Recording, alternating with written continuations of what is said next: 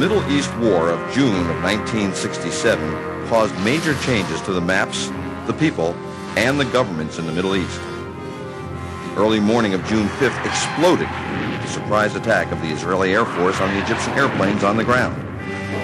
80% of the Egyptian Air Force was destroyed. By June 7th, Israel had destroyed the air forces of Egypt, Syria, and Jordan. They had control of the Sinai Peninsula, Jerusalem, the West Bank, and Gaza. On June 8th, the USS Liberty, America's most sophisticated intelligence ship in 1967, was attacked by Israeli air and naval forces in international waters, 13 miles off of El Arish in Sinai. 34 Americans were killed. 172 were wounded. The Israeli and American governments pronounced the attack as a case of mistaken identity. Issi Rehar was the chief of Israeli naval operations. He reported a ship had shelled the port city of El Arish. So I think around 12 o'clock, I decided to order 3 MTBs, motor torpedo boats, from the port of Ashdod. Are you sure you can't see any kind of an identification? And all the words came back, no.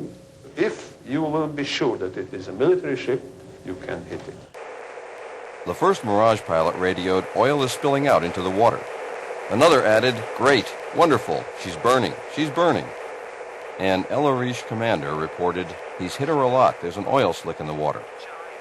Then headquarters asked, "Menachem, is he screwing her?" The next wave was Super Mystères with 1,000-pound bombs and canisters of jellied gasoline.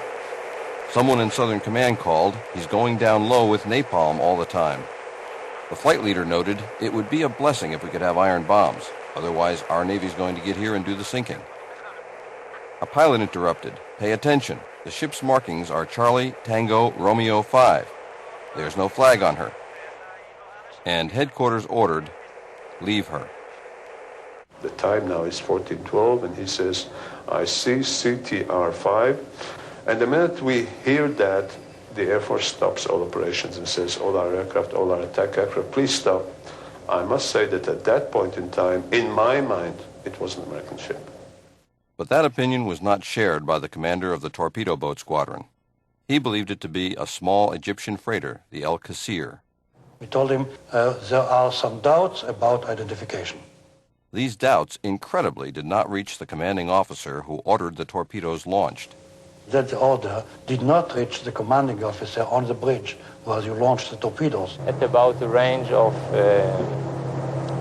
1,000 yards, or a little bit more than 1,000 yards, I ordered to prepare the torpedoes and ordered that all commanders will take the action of firing torpedoes. This is the story of the attack on the Liberty, told by Israeli and U.S. government sources. Now, we are going to show you what really happened. The survivors of the 294-man crew of the USS Liberty will tell you their story.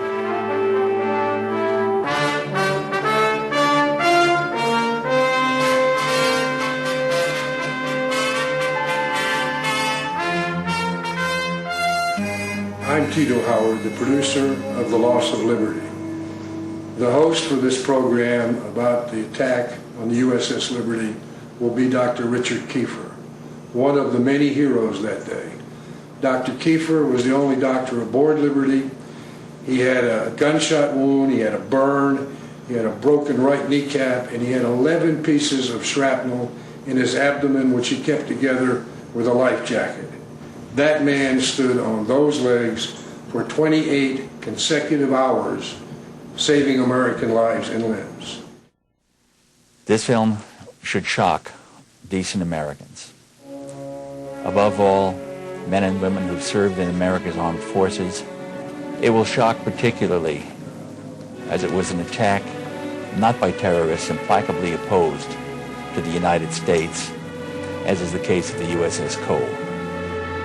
The Liberty is the most decorated ship in the history of the United States Navy.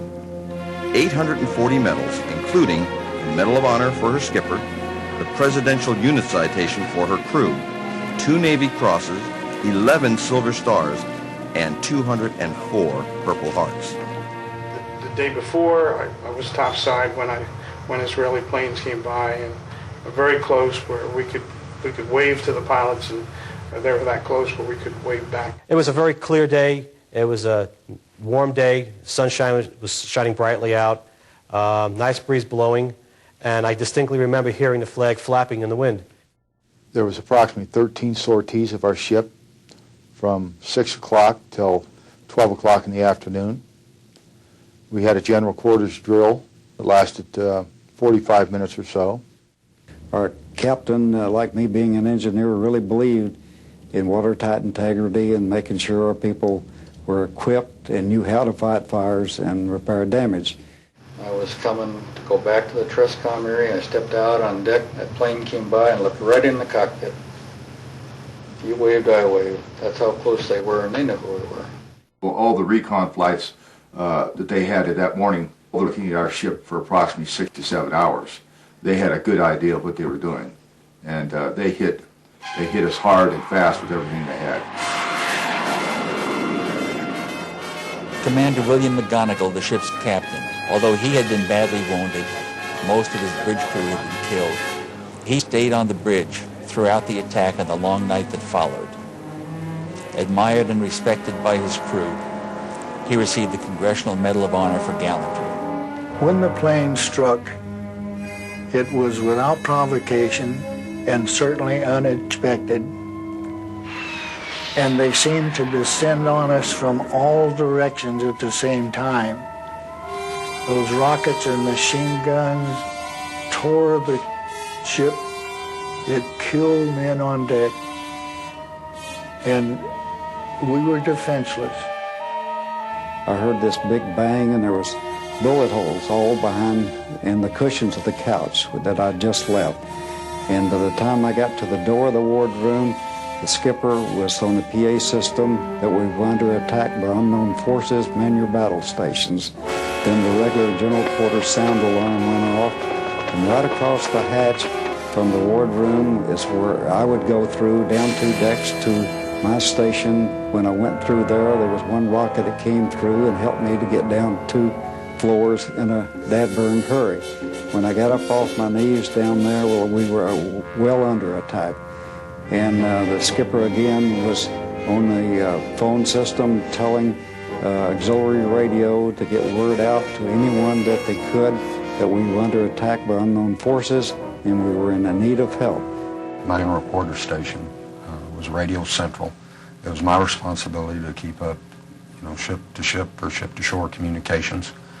And out on deck in Radio Central, we were taking rounds through the bulkheads. There was 2 55-gallon drums of gasoline just outside the bulkhead on the 01 level that had caught fire from the strafing run. And that was heating that outside bulkhead and peeling the paint off on the inside. There was a lot of smoke in the compartment. There's holes where we were taking rounds where the sunlight shining through, and it was a real surrealistic look. I was topside fighting fires and doing other damage control work throughout the duration of the attack. At the same time, I was able to observe the jets flying overhead, and I also observed the American flag flying from the mast. At no time did that flag hang limp from the mast.